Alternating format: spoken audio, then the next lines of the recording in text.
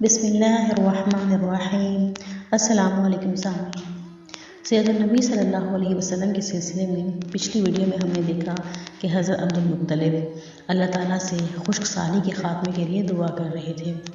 ابھی وہ یہ دعا مانگ ہی رہے تھے کہ بارش شروع ہو گئی، وادیاں پانی سے بھر گئیں، لیکن اس بارش میں ایک بہت ہی عجیب بات ہوئی، اور وہ عجیب بات یہ تھی کہ قریش کو یہ سیرابی ضرور حاصل ہوئی، مگر یہ بارش قبیلہ کیس اور قبیلہ مضر کی قریبی بستیوں میں بالکل نہ ہوئی۔ اب لوگ بہت حیران ہوئے کہ یہ کیا بات ہوئی، ایک قبیلے پر بارش اور آس پاس کے سب قبیلے بارش سے محروم۔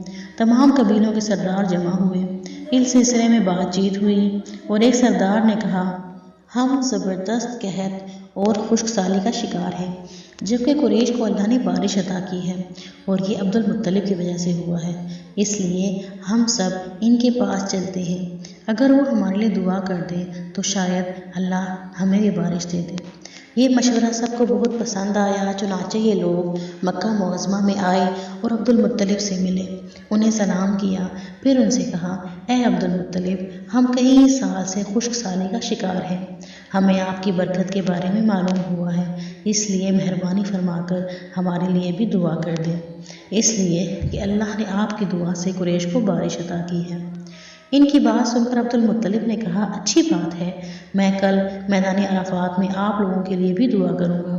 دوسرے دن صبح سویرے عبدالمطلب میدان عرفات کی طرف روانہ ہوئے۔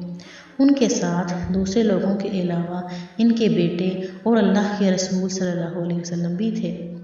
عرفات کے میدان میں عبدالمطلب کے لیے ایک کرسی بچھائی گئی، وہ اس پر بیٹھ گئے، نبی کریم صلی اللہ علیہ وسلم کو انہوں نے گود میں بٹھا لیا، پھر انہوں نے ہاتھ اٹھا کر یوں دعا کی، اے اللہ، چمکنے والی بجلی کے پروردگار اور کڑکنے والی گرج کے مالک، پالنے والوں کے پالنے والے اور مشکلات کو آسان کرنے والے، یہ قبیلہ کیس اور قبیلہ مضر کے لوگ ہیں، یہ بہت پریشان ہیں، ان کی کمریں جھک گئی ہیں، یہ تجھ سے اپنی لاچاری اور بے کسی کی فریاد کرتے ہیں اور جان و مال کی بربادی کی شکایت کرتے ہیں، بس اے اللہ ان کے لیے خوب برسنے والے بادل بھیج دے اور آسمان سے ان کے لیے رحمت عطا فرما تاکہ ان کی زمینیں سرسبز ہو جائیں اور ان کی تکالیف دور ہو جائیں۔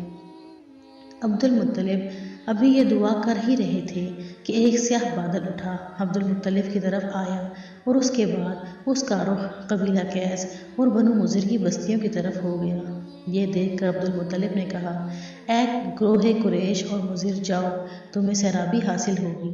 چنانچہ یہ لوگ جب اپنی بستیوں میں پہنچے تو وہاں بارش شروع ہو چکی تھی۔ آپ 7 سال کے ہو چکے تھے کہ آپ کی آنکھیں دکھنے کو آ گئیں۔ مکہ میں آنکھوں کا علاج کرایا گیا مگر افاقہ نہ ہوا۔ عبدالمطلب سے کسی نے کہا، عکاظ کے بازار میں ایک راہب رہتا ہے، وہ آنکھوں کی تکالیف کا علاج کرتا ہے۔ عبدالمطلب آپ کو اس کے پاس لے گئے، اس کی عبادت گاہ کا دروازہ بند تھا، انہوں نے اسے آواز دی، راہب نے کوئی جواب نہ دیا۔ اچانک عبادت گاہ میں شدید زلزلہ آیا، راہب ڈر گیا کہ کہیں عبادت گاہ اس کے اوپر نہ گر پڑے، اس لیے یکدم باہر نکل آیا۔ اب اس نے آپ صلی اللہ علیہ وسلم کو دیکھا تو چونک اٹھا، اس نے کہا، اے عبدالمطلب، یہ لڑکا اس امت کا نبی ہے، اگر میں باہر نہ آتا تو یہ عبادت گاہ ضرور مجھ پر گر پڑتی، اس لڑکے کو فوراً واپس لے جاؤ اور اس کی حفاظت کرو، کہیں یہودیوں یا عیسائیوں میں سے کوئی اسے قتل نہ کر دے۔ پھر اس نے کہا، اور رہی بات ان کی آنکھوں کی، تو آنکھوں کی دوا تو خود ان کے پاس موجود ہے۔ عبدالمطلب یہ سن کر حیران ہوئے اور بولے، ان کے اپنے پاس موجود ہے؟ میں سمجھا نہیں۔ ہاں، ان کا لعاب دہن ان کی آنکھوں میں لگائیں۔ انہوں نے ایسا ہی کیا، آنکھیں فوراً ٹھیک ہو گئیں۔ پرانی آسمانی کتابوں میں آپ صلی اللہ علیہ وسلم کی بہت سی نشانیاں لکھی ہوئی تھیں، ان کی تفصیل بہت دلچسپ ہے۔ یمن میں ایک قبیلہ حمیر تھا، وہاں ایک شخص سیف بن یزن تھا، وہ سیف حمیری کہلاتا تھا۔ کسی زمانے میں اس کے باپ دادا اس ملک پر حکومت کرتے تھے، لیکن پھر حبشیوں نے یمن پر حملہ کیا اور اس پر قبضہ کر لیا، وہاں حبشیوں کی حکومت ہو گئی۔ 70 سال تک یمن حبشیوں کے قبضے میں رہا۔ جب یہ سیف بڑا ہوا تو اس کے اندر اپنے باپ دادا کا ملک آزاد کرنے کی امنگ پیدا ہوئی، چنانچہ اس نے ایک فوج تیار کی، اس فوج کے ذریعے حبشیوں پر حملہ کیا اور انہیں یمن سے بھگا دیا۔ اس طرح وہ باپ دادا کے ملک کو آزاد کرانے میں کامیاب ہو گیا۔ وہاں کا بادشاہ بن گیا۔ یہ یمن عرب کا علاقہ تھا۔ جب اس پر حبشیوں نے قبضہ کیا تو عربوں کو بہت افسوس ہوا۔ 70 سال بعد جب یمن کے لوگوں نے حبشیوں کو نکال باہر کیا تو عربوں کو بہت خوشی ہوئی۔ ان کی خوشی کی ایک وجہ تو یہ تھی کہ انہیں حبشیوں نے ابرہہ کے ساتھ مکہ پر چڑھائی کی تھی۔ چاروں طرف سے عربوں کے وفد سیف کو مبارکباد دینے کے لیے آنے لگے۔ قریش کا ایک وقت بھی مبارکباد دینے کے لیے گیا۔ اس وفد کے سردار عبد المطلب تھے۔ یہ وفد جب یمن پہنچا تو سیف اپنے محل میں تھا۔ اس کے سر پر تاج تھا، تلوار سامنے رکھی تھی اور امیری سردار اس کے دائیں بائیں بیٹھے تھے۔ سیف کو قریش کے وفد کی آمد کے بارے میں بتایا گیا۔ اسے یہ بھی بتایا گیا کہ یہ لوگ کس رتبے کے ہیں۔ اس نے ان لوگوں کو آنے کی اجازت دے دی۔ یہ وفد دربار میں پہنچا۔ عبد المطلب آگے بڑھ کر اس کے سامنے جا کھڑے ہوئے۔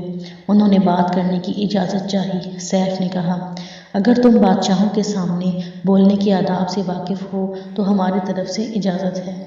تب عبد المطلب نے کہا، اے بادشاہ، ہم کعبہ کے خادم ہیں، اللہ کے گھر کے محافظ ہیں۔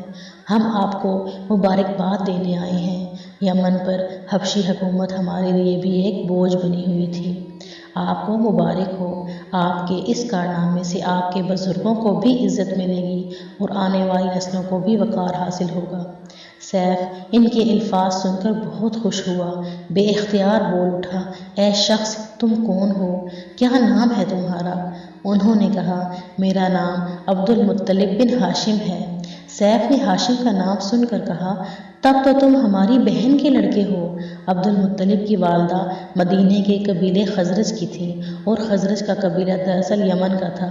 اس لیے سیف نے ہاشم کا نام سن کر کہا، تب تو تم ہماری بہن کے لڑکے ہو۔ پھر اس نے کہا، ہم آپ سب کو خوش آمدید کہتے ہیں، آپ کے جذبات کی قدر کرتے ہیں۔ اس کے بعد قریش کے وفد کو سرکاری مہمان خانے میں ٹھہرا دیا گیا۔ ان کی خوب خاطر مدارت کی گئی، یہاں تک کہ 1 ماہ گزر گیا۔ 1 ماہ کی مہمان نوازی کے بعد سیف نے انہیں بلایا۔ عبد المطلب کو اپنے پاس بلا کر اس نے کہا، اے عبد المطلب، میں اپنے علم کے پوشیدہ رازوں میں سے ایک راز تمہیں بتا رہا ہوں۔ تمہارے علاوہ کوئی اور ہوتا تو میں ہرگز نہ بتاتا۔ تم اس راز کو اس وقت تک راز ہی رکھنا جب تک کہ خود اللہ تعالیٰ اس کو ظاہر نہ فرما دے۔ ہمارے پاس ایک پوشیدہ کتاب ہے، وہ پوشیدہ رازوں کا ایک خزانہ ہے۔ ہم دوسروں سے اس کو چھپا کر رکھتے ہیں۔ میں نے اس کتاب میں ایک بہت عظیم الشان خبر اور ایک بہت بڑے خطرے کے بارے میں پڑھ لیا ہے اور وہ آپ کے بارے میں ہے۔